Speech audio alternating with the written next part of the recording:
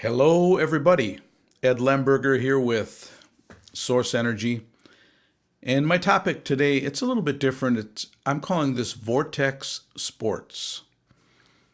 And before we get going, thank you for viewing this video. Thank you for pressing the like button. Thank you for subscribing to my channel. And thank you for visiting my videos. So, Vortex Sports, what's that all about? Well, as some people know, I am a songwriter, and I've got a lot of personal empowerment and spiritual empowerment songs that I write. And I also write sports novelty. And I started way back with a sports novelty song I wrote in 1993 called I Love My Green Bay Packers. And so I've been at this sports novelty songwriting game a long time. There were years where I didn't write any sports novelty songs, but recently I started doing that again. And what prompted me really was that the Milwaukee Bucks, now I live in Milwaukee, Wisconsin, USA, and our Milwaukee Bucks, if I want to say it that way, won the NBA championship. And before the playoffs even started, back when I think it was last April of 2021, I was thinking about writing a song about our Milwaukee Bucks. I didn't really know how to go about it, so I just started thinking about it several months earlier than April, and seeing what would transpire, what I would get, just by putting the idea in my mind and letting it germinate for a while. And what happened was this song came out of me called Got Bucks Lust. And I think I got really lucky with the whole thing. I got lucky that the thing came through. And the way the whole thing developed, and I made a recording of it, and you can find the recording on YouTube. I've got here, right on this video, it says, search the above song titles on YouTube. It's Got Bucks Lust, and another one I want to get into called We Rule This Diamond. That's my brew crew. And the way I'm tying this into Source Energy is that I was really feeling, and it wasn't just me, but a lot of people were feeling that the Milwaukee Bucks this year had a good shot at winning the NBA championship. It was sort of in the air, in the vibes, in the ethers. I was picking up on it. A lot of people were picking up on it. And it started to grow a vortex in the collective mind. Now, here's how I believe it happens in professional sports, because so many people are watching these games. You've got millions of people watching. You've got millions of people thinking into these ideas. And a weather system in the collective unconsciousness starts to be developed.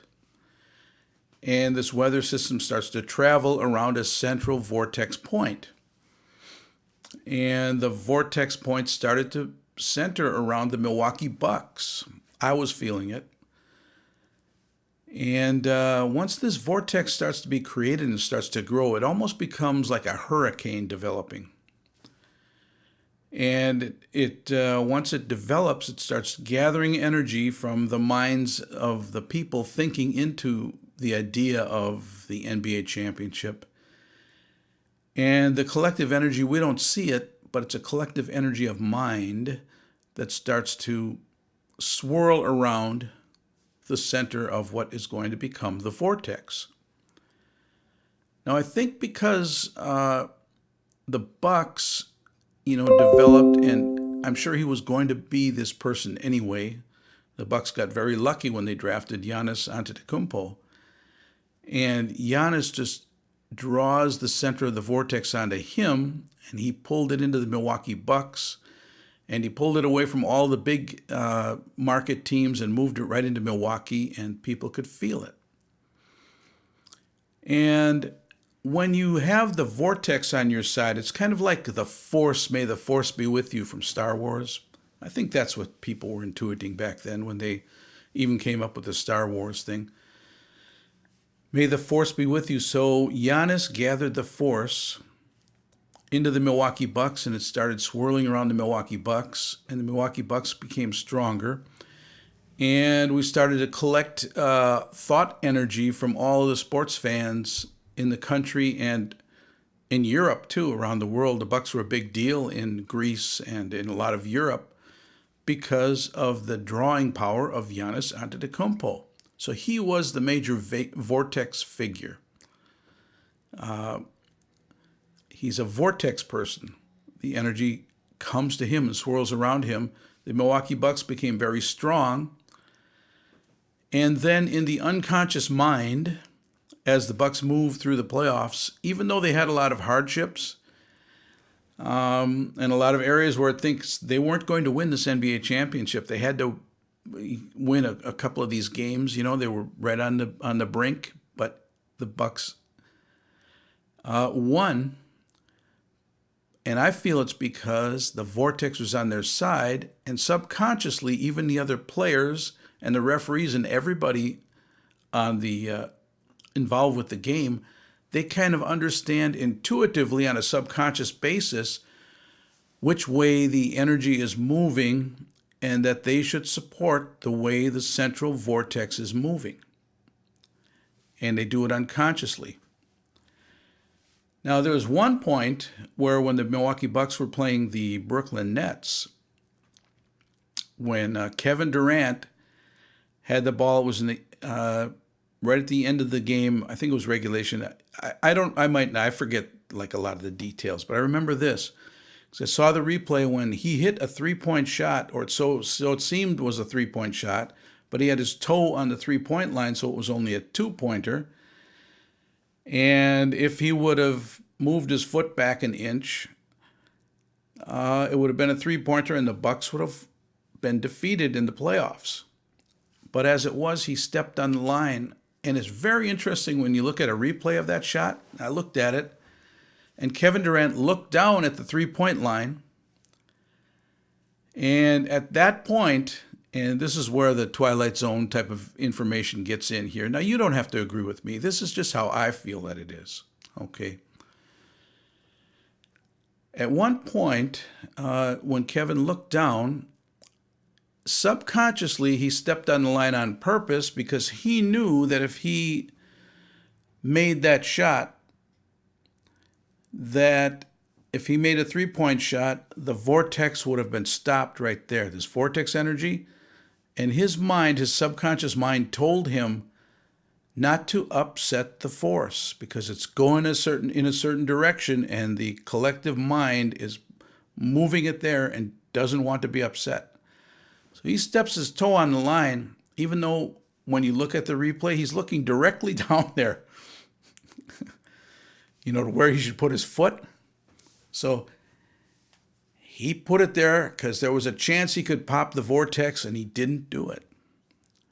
And the Bucks went on to win, and the Bucks go on to win the NBA championship. Now, I was feeling this whole thing before I wasn't feeling every detail, but feeling that the vortex was collecting around the Milwaukee Bucks. They were the hurricane this past season in NBA basketball. And they were going to just blow everybody out of the way in some way or another. Was going to happen. The collective mind gets its way a lot of times. We don't understand that it's an unconscious decision that we're making as a collective to prop up certain things, events, people, and to move other people out of the way. I'm looking at it from a holistic standpoint. Now, when I wrote Got Bucks Lust, the title of that song that I've got on this video here, here it is. I put the lyrics up. Got Bucks Lust. I love my Milwaukee Bucks. Got Bucks Lust. Okay, so that's kind of simple. And I put Bucks and Lust. That just came together because it's sort of a rhyme. It goes along. It's almost like an alliterative type of rhyme. Then the meat of the song is the verse, and I put it, we vibe supreme virtuosity, a supernatural, unflappable command of stealth, power, strength. This whole wide world believes in us. Shout, I love my Milwaukee Bucks. Now, the way I put these lyrics together, and I'm so grateful that it happened this way, is I was just feeling it, that I was putting it together to where if the Milwaukee Bucks team, and I don't know if they did or not, if they ever listened to these words and they repeated these words to themselves, it would almost become like an affirmation and a strengthening of their minds as they move through these playoffs. That's the way I want it to be. Okay, if the players would actually listen to this, if the coach would actually listen to this song, that's what they would get out of it. I learned in writing sports songs not to put individual people and players into the lyrics of the song, because I'm looking for songs that are kind of like a timeless song that could move out into infinity. When you put players' names in songs, well, eventually they're going to retire, or they might get traded, or they might get hurt, and then that kind of makes the song, it pulls it out of the present and moves it into the past. And I want this to stay present in this eternal now. We vibe supreme virtuosity, a supernatural, unflappable command of stealth, power, strength. For me, I knew the Milwaukee Bucks had a lot of strength, and I knew they have a lot of power. I thought they needed stealth. And the one thing I think Giannis Antetokounmpo brought for this season's team was, instead of just charging down where they're setting up this wall, teams would set up a wall of defense, he was all of a sudden moving back a little bit and doing it a little more stealthily. I noticed how he's going to the bucket. He was going more stealthily. That's the one thing I think the Bucks really needed, and they started to get that, and it put them over the top. Then I put, this whole wide world believes in us, because I know, so I've got a lot of friends that grew up in Greece. Giannis Antetokounmpo is a big deal in Greece. I mean, he's a bigger deal in Greece. The Milwaukee Bucks are a bigger deal in Greece and a lot of Europe than they are here in the States, because in the States, the big market teams get most of the attention from the media and all the sports talk show guys and everything. They're always talking about the big market teams. Okay. So I thought, we've got the world believing in us too. And we believe in the Milwaukee Bucks. And I felt that because of Giannis Antetokounmpo, the Milwaukee Bucks gathered the energy not only of people in the United States, because they like the story too, but people around the world. So the Milwaukee Bucks were in a very strong position. Then when I put this song out, I put it on YouTube. I just made a simple YouTube video out of it. And I put it out. And lo and behold, I looked the next day. I already had an article on the internet on Milwaukee Record. I didn't send it to them or anything. I don't know how they got a copy of it. But I guess people were aware that I'm a singer-songwriter of sports novelty songs, and especially Wisconsin sports teams and players. So it gets some internet articles right away. And a radio station, The Fan, WSSP radio station in Milwaukee, they picked up on it right away too. And it hit a nerve with them, and they started playing the song. And a buddy of mine called and said, they're playing your song on 1250. You better give them a call, and talk to them about it. So I did. And then I became friends with the guys at the radio station. And they used my song all throughout the playoffs. And the Bucks ended up winning the NBA championship. And of course, even I would call into the show, and I wanted to tell them some of this metaphysical stuff that I talk about, but it doesn't really go over too well on a sports talk show. And when you call those shows, they kind of the people, the radio celebrities, they push you into different areas to talk about the game, and more of a nuts and bolts standpoint, not really in a metaphysical type standpoint that I kind of view these games at. And so when I'd call in, they were getting it though. These the radio talk show guys were getting it. Like, we vibe supreme virtuosity. It was kind of like In fact, one of the guys said, I'm catching into this. I call myself Eddie J. Lemberger when I do my sports novelty. So I'm getting into this, supernatural, unflappable command, like, yeah. So it's just a strengthening of the person. And then in this way, when we move into affirmative thinking like this, it's almost like you're not playing another team. You're just using the laws of nature to strengthen yourself, and you play the game. And at that point, it's not really a competition. It's just a cooperation with the laws of nature. And the laws of nature always say yes, and they move to the strongest centering point. And that's how I believe this whole thing was happening. Now, that's why people picked up on my song right away, Got Buck's Lust. Okay. Now, moving on to the Milwaukee Brewers baseball team. Now, they had a chance. They were one of several teams that had a chance to win the World Series this year.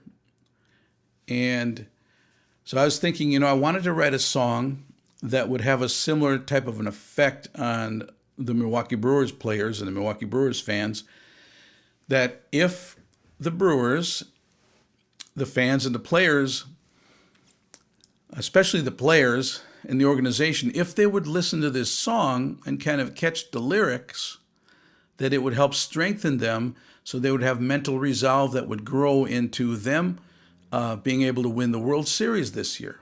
Well, that didn't happen, but here is the lyrics of "We Rule This Diamond, That's My Brew Crew." I go, bang that ball, crush that wall, I love my Milwaukee Brewers. We rule this diamond, that's my brew crew. So I wanted them, this idea, we rule this diamond, just to get in the minds, not as a competition, but just as a aligning with the laws of nature as they pertain to mind and body within the individual person and within the collective mind of the team. So I put, for the lyrics, game on, my brew crew, Zen mind, precision bringers. Now, baseball it's a cerebral game in a lot of ways, and it's a Zen mind play between the pitcher and the batter always. So if the batter can get into like a Zen mind, into a zone, and really focus in on to which way the ball is coming in from the pitcher, whether it's a fastball or a slider or a curveball, if they can really meld their mind to the mind of the pitcher, that they might be able to become better hitters, Zen mind precision bringers, eagle eye decision swingers, okay, competition stingers. So that's how I put the lyrics together. Now, when I put the song together, it was very hard for me to follow up on Got Buck's Lust because, I don't know, I just got so lucky with Got Buck's Lust and how the whole thing came together. And I thought, could the iron strike twice in the same season with a different team?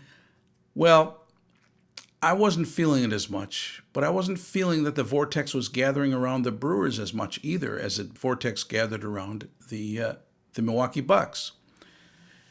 And then I had more confirmation when I sent the song to the same radio station that played Got Buck's Lust a lot. Then instead of the focus on the song and the lyrics of the song of can we get, can we start thinking into strengthening the minds of the Brewers players, strengthening the idea in the fans that we are going to win the World Series. Instead of that, the radio station guys they make it a conversation of, well, this song isn't as good as Got Buck's Lust. So now instead of focusing on getting the Brewers to win the World Series, at least on this, small way, within this radio station, this group of people was like, okay, Eddie J. Lemberger's song, Got Buck's Lust, was a lot better song than We Rule This Diamond. And I don't know if it was or not. I think Got Buck's Lust had a little bit more of a bump to it. But We Rule This Diamond, I thought, had a good baseball flow to it. And some people liked We Rule This Diamond better than they liked Got Bucks Less. So, songs, it's so subjective. But I was feeling it too. I thought, you know what? The Brewers have not captured the Vortex in the minds of the fans. If they did capture the Vortex, when I sent the song, the radio guys would just get into it right away instead of saying, oh, is this as good as Got Bucks Lust? So when that happened, I thought, the focused mind, the force is not with the Milwaukee Brewers as much as it was with the Milwaukee Bucks. So if somehow we could have, as a fan base and as a collective mind group, gotten behind our beliefs in the Milwaukee Brewers and our Milwaukee Brewers as much as we had the belief in the Milwaukee Bucks, the Brewers might have been able to go to the World Series and win the thing this year. It didn't happen. The energy didn't collect around the Brewers. The Brewers kind of ran flat the last couple of weeks of the season, and the Atlanta Braves were kind of gaining momentum. And the Atlanta Braves, they kind of washed out the Milwaukee Brewers.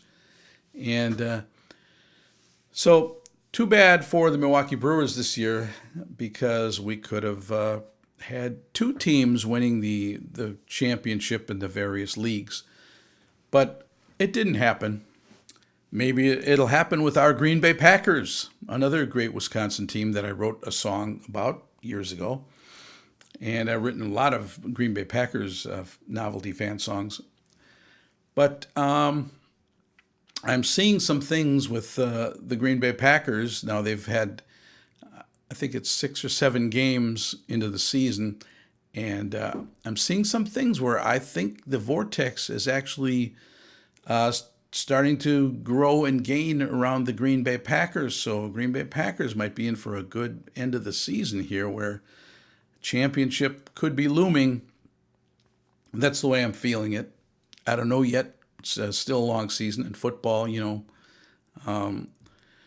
players get dinged up every week, so you never know what's going to happen there. But we'll see. But I guess my point in this whole thing is the idea of the collective mind and how individuals' minds form in a mass group think, start to tell stories within the collective mind, and start to tell stories that when it's the center of the vortex gets strengthened, like the eye of a hurricane gets strengthened, and it moves in that direction, that the collective mind actually makes things happen. And everything that's going on around us in the world of conditions goes around, at least when it's dealing with human beings, and all the decisions human beings make. We're making collective mind decisions in everything that we do.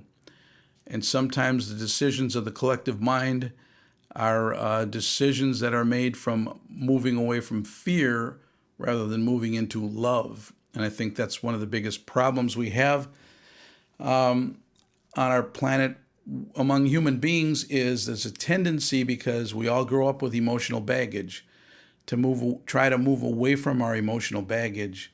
We're moving away from fear rather than taking that baggage, just eliminating it in our minds,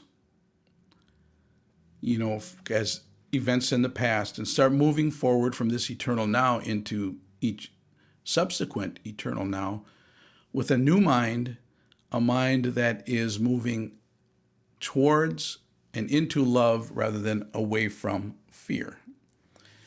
And when we get that, we're going to have a better society for all human beings. And I want to thank you for visiting my channel. I want to thank you for listening to this idea. And whether I'm right or wrong about this, I'm not sure if that really matters at all. It's up to you what you believe. It's seeking your own counsel. How do you believe it happens on an individual level and on a grand scale level? But I know one thing for sure, that when I think and I keep my own counsel, and I don't have to tell people, but when when I just believe what I believe from the truth of the knowing that I have, and the knowing that is given to me directly from source energy, directly from source, directly from cause. And I stay there and I move my centering into the truth of me. I feel better and people around me feel better. And it's up to each one of us to do it. And I want to thank you for viewing this video.